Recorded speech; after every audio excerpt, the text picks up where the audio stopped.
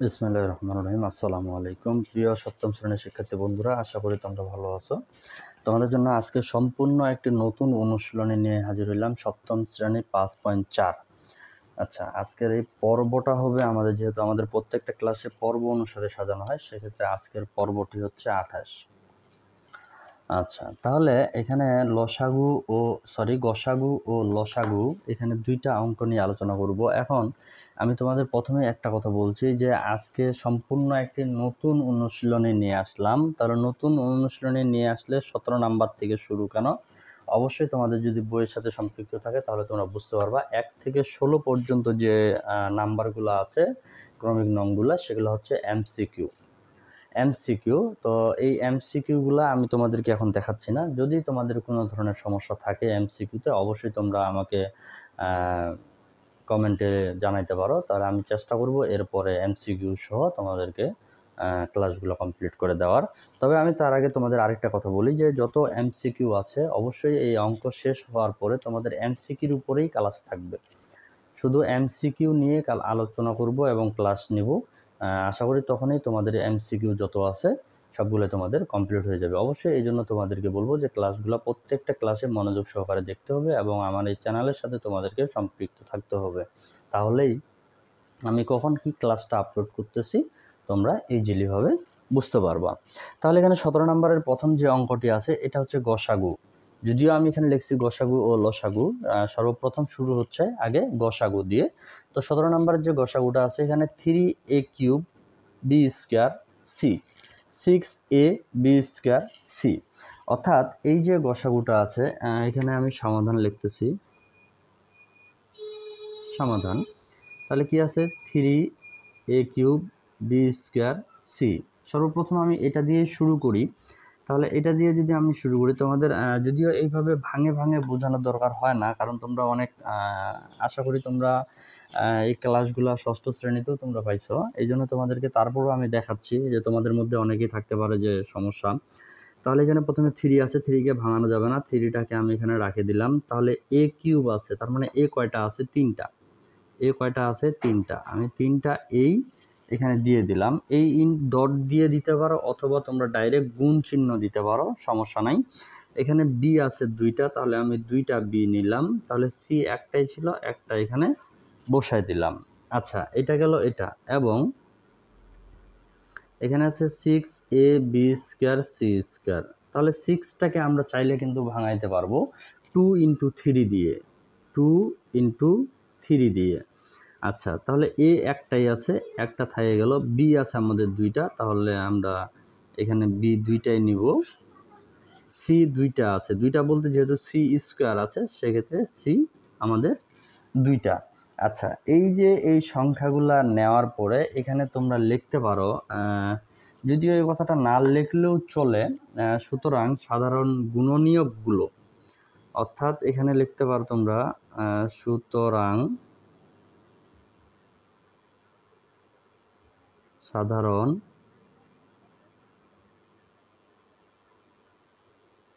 গুণনীয়কগুলো। সাধারণ গুণনীয়কগুলো কি কি? সাধারণ গুণনীয়কগুলো হচ্ছে, অর্থাৎ দুইটার মধ্যে যেটা মিলবে সেটাই কিন্তু সাধারণ গুণনীয়ক। যেটা শুধু মিলবে আমরা ওইটাই নিব।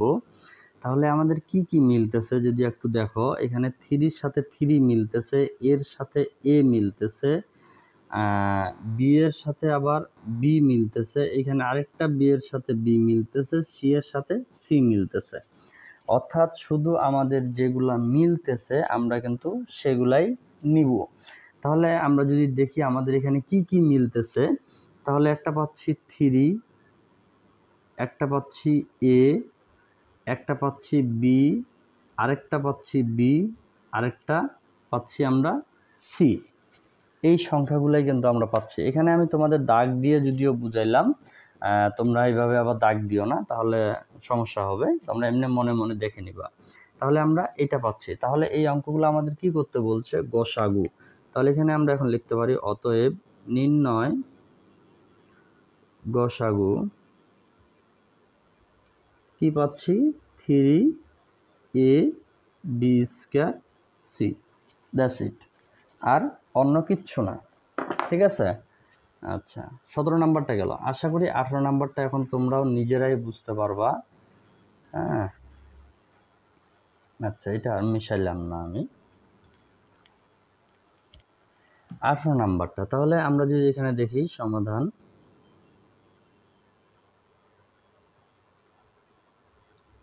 আচ্ছা সমাধানে কি আছে, 5ab² x²। 5কে যেমন আমরা ভাঙাইতে পারবো না, 5 রাখে দিব, a রাখে দিব, b পাচ্ছি 2টা, x পাচ্ছি 2টা, x পাচ্ছি 2টা। এবং তাহলে এখানে আমরা tan a² by² যদি দেই তাহলে tanকে আমরা অবশ্যই ভাঙাইতে পারবো। 2 × 5, a পাচ্ছি আমরা 2টা, b পাচ্ছি 1টা, y পাচ্ছি 2টা। তাহলে ওই আগের কথাটাই এখানে লিখতে পারি। সুতরাং সাধারণ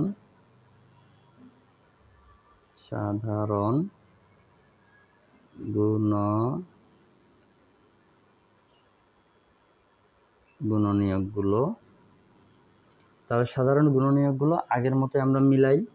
5 5, a a, b b, b b, আর কিন্তু মিলতেছে না, x আছে y আছে, তাহলে আমরা কি পাচ্ছি, 5 a b b। আশা করি আমরা এটাই কিন্তু পাচ্ছি, আর অন্য কিছু কিন্তু পাচ্ছি না। এখন যেহেতু আর অন্য কিছু আমরা পাচ্ছি না, সেক্ষেত্রে 18 নাম্বার ভুল করছি কোথাও না, তাহলে আমরা এখানে এখন আমরা লিখতে পারি অতএব নির্ণয় গসাগু 5ab², 5ab²।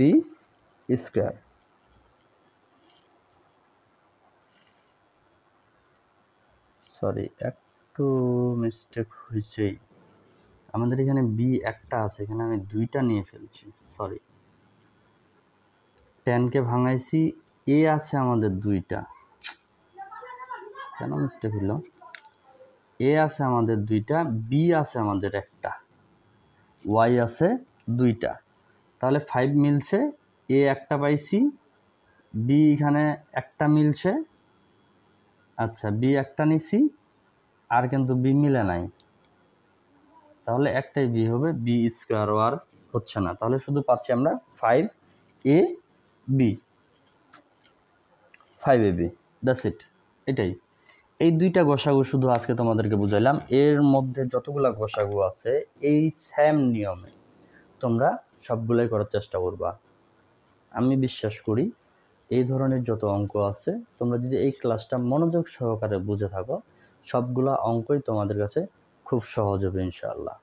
তো সকলের সুস্বাস্থ্য কামনা করে আজকের ক্লাসটি এখানেই শেষ করতেছি।